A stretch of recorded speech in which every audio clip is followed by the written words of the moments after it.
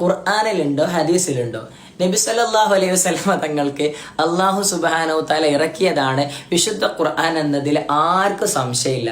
എന്നാൽ നബി സല്ലല്ലാഹു അലൈഹി വസല്ലം തങ്ങളുടെ വഫാത്തിന് ശേഷം സിദ്ദീഖ് റളിയല്ലാഹു അൻഹു തങ്ങളുടെ കാലഘട്ടത്താണ് ആദ്യമായിട്ട് വിശുദ്ധ ഖുർആൻ 2 ചട്ടക്കുള്ളിൽ ക്രോഡീകരിക്കുന്നത്. ഇന്നത്തെ ഇതിന്റെ വിപുലമായ ക്രോഡീകരണം, അതായത് റസ്മുൽ ഉസ്മാനി എന്ന് പറയുന്നത് ഈ ലിപി ഇതെന്നാ വന്നെന്നുള്ള ബോധം നിങ്ങൾക്ക് ഉണ്ടാവുമല്ലോ അല്ലെ. അതേ പ്രകാരം തന്നെ ഫതഹ് കസ്റ ലൊമ്മൊന്നും മുത്തുനബി സല്ലല്ലാഹു അലൈഹി വസല്ലം തങ്ങൾക്ക് ഇറക്കിയ സമയം ഉണ്ടായിട്ടില്ല. ഇനി എന്റെ ചോദ്യം, നബി സല്ലല്ലാഹു അലൈഹി വസല്ലം തങ്ങൾക്ക് അല്ലാഹു സുബ്ഹാനഹു തആല ഇറക്കി കൊടുത്ത അതേ ഖുർആനാണ് സിദ്ദീഖ് റളിയല്ലാഹു അൻഹു ഉസ്മാൻ റളിയല്ലാഹു അൻഹു തങ്ങൾ ക്രോഡീകരിച്ച ഈ ഖുർആൻ എന്നതിന് ഖുർആൻ എന്നൊരു തെളിവ് ഉണ്ടാവില്ലല്ലോ അല്ലെ. ഹദീസ് എന്നൊരു തെളിവ്, ഹദീസ് എന്ന് പറഞ്ഞാല് നബി സല്ലല്ലാഹു അലൈഹി വസല്ലം തങ്ങളെ വാക്ക് പ്രവൃത്തി മൗനാനുവാദാട്ടോ. അല്ല സ്വഹാബത്ത് ചെയ്തതല്ല ഹദീസ് എന്ന് നിങ്ങൾക്ക് അറിയുന്ന പ്രതീക്ഷിക്കപ്പെടുന്നു.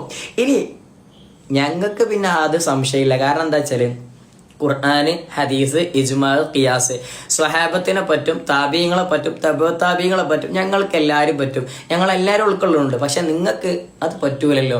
ഇനി അഥവാ നിങ്ങൾക്ക് ഉസ്മാൻ റളിയല്ലാഹു അൻഹു നിങ്ങൾക്ക് പറ്റുമെങ്കിൽ റസ്മുൽ ഉസ്മാനി എന്ന ഈ ഒരു ശൈലിയിൽ മുസ്ഹഫ് കൊണ്ടുവന്ന ഉസ്മാൻ റളിയല്ലാഹു അൻഹു നിങ്ങൾക്ക് പറ്റുമെങ്കിൽ ജുമുഅയുടെ 1ാമത്തെ ബാങ്ക് നിങ്ങൾ വിളിക്കേണ്ടതാണ്. കാരണം ഉസ്മാൻ റളിയല്ലാഹു അൻഹു നിങ്ങൾ കൊണ്ടുവന്നതാണ്. ഇനി അതല്ല, ഉസ്മാൻ റളിയല്ലാഹു അൻഹു നിങ്ങൾക്ക് അവിടെ പറ്റൂല, ഇവിടെ പറ്റും, അതെവിടെ നിന്ന് കിട്ടി അറിയാത്തോണ്ടാണ്. അടുത്ത ചോദ്യം കൊണ്ടുവരാം കേട്ടാ.